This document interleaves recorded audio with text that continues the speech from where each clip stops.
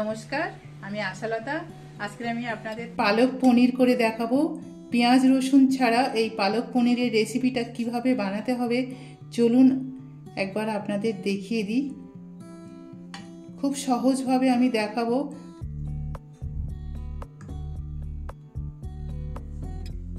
এখানে প্রথমে আমি পনিরটা কেটে নেব।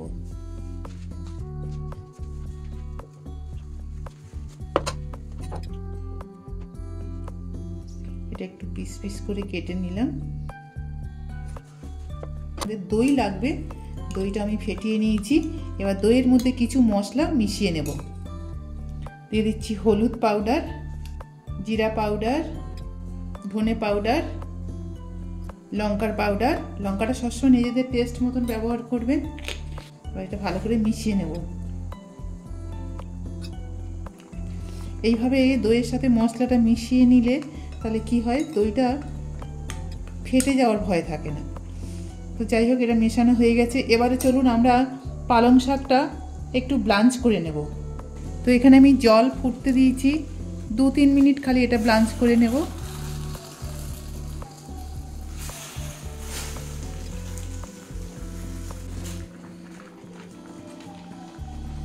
এখানে আমি কটা 10-12টা কাজু নিয়েছি আর 7-8টা নিয়েছি আমন্ড বাদাম। এটা এর সাথে দিয়ে দেবো। এটা একটু কি হবে, নরম হয়ে যাবে। এবারে আমি এদিকে একটা কড়াই গরম করে আমি এখানে সর্ষের তেল দিচ্ছি। তেলের মধ্যে দিয়ে দিচ্ছি একটু বাটার, আপনারা ঘিও দিতে পারেন।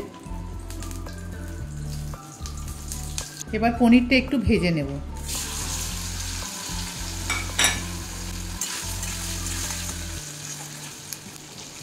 এবার এটা হয়ে গেছে 2-3 মিনিট ব্লাঞ্চ হয়ে গেছে। এবার এটা তুলে নেব। এবার এটা ঠান্ডা করে নিতে হবে। ঠান্ডা করে নেওয়ার পরে এটা মিক্সিতে বেটে নেব।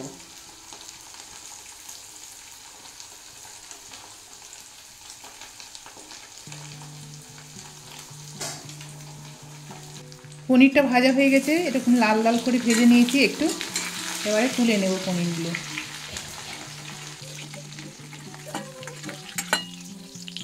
এবারে আমি এই তেলের মধ্যে দিয়ে দিচ্ছি জিরা, আর দিয়ে দিচ্ছি হিং, দিয়ে দিচ্ছি একটু তেজপাতা, দিয়ে দিচ্ছি 2টো শুকনো লঙ্কা, একটু বাটার দিয়ে দিচ্ছি।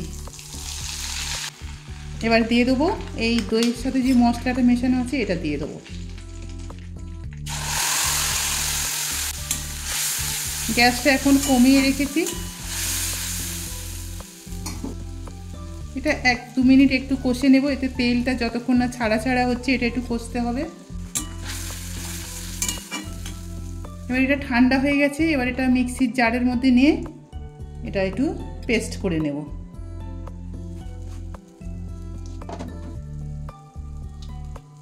এর মধ্যে আমি দিয়ে দেবো একটু আদা, দিয়ে দেবো আদাটা গ্রেট করে নিয়েছি। আমার প্রথমে দিতে একটু আমি ভুলে গেছি, এখন দিয়ে দিচ্ছি। তো কিছু হবে না, এর মধ্যে এখন দিয়ে দিলাম আদা আর কাঁচা লঙ্কা। এর মধ্যে দিয়ে দিচ্ছি 1 চামচ বেসন দিয়ে দিচ্ছি। বেসন দিলে এই রেসিপিটা, তরকারিটা দেখবেন স্বাদটা একদম অন্য রকম লাগবে। ভালো করে এই মশলার সাথে কষে নিতে হবে।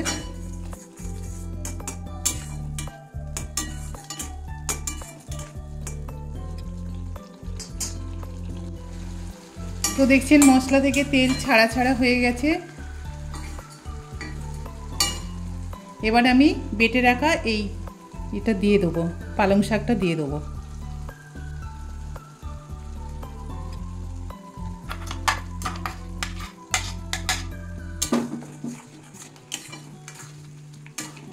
একটু কষে নেব।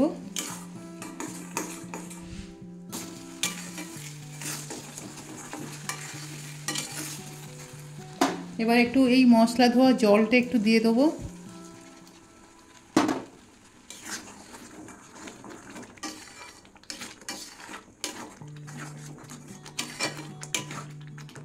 আর একটু জল দিয়ে দিচ্ছি।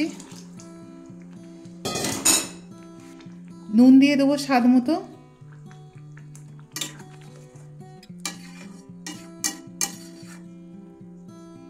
এবারে দিয়ে দেবো ভেজে রাখা পনিরটা দিয়ে দেবো।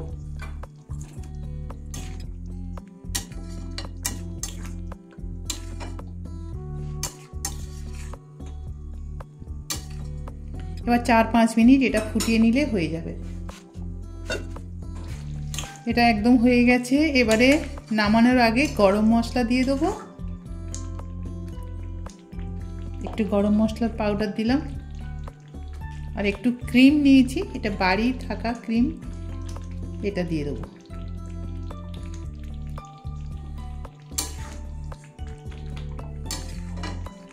এবার এটা নামিয়ে নেব। এবারে গ্যাস বন্ধ করে দিচ্ছি, এটা নামিয়ে নেব। তো দেখলেন তো কত সহজে এই পনিরের রেসিপিটা বানানো যায়, আর খেতে কিন্তু এটা দারুণ লাগে। এটা ভাতের সাথে খেতে পারেন, রুটি পরোটার সাথে খেতে পারেন, পোলাওয়ের সাথে খেতে পারেন, দারুণ খেতে লাগবে। খুবই সুন্দর, দারুণ একটা গন্ধ আসছে। তো এইভাবে আপনারা যদি পনিরের রেসিপিটা বানান, আশা করছি আপনাদের ভালো লাগবে। কেমন লেগেছে রেসিপিটা আপনারা কমেন্ট করে জানাতে পারেন। আমার এই রেসিপিটা যদি আপনাদের ভালো লাগে তাহলে লাইক করবেন, শেয়ার করবেন, সাবস্ক্রাইব করবেন, আর আমার বেল আইকনে ক্লিক করবেন, তাহলে নতুন নতুন ভিডিওর সাথে আপনারা আপডেট থাকতে পারবেন। নমস্কার।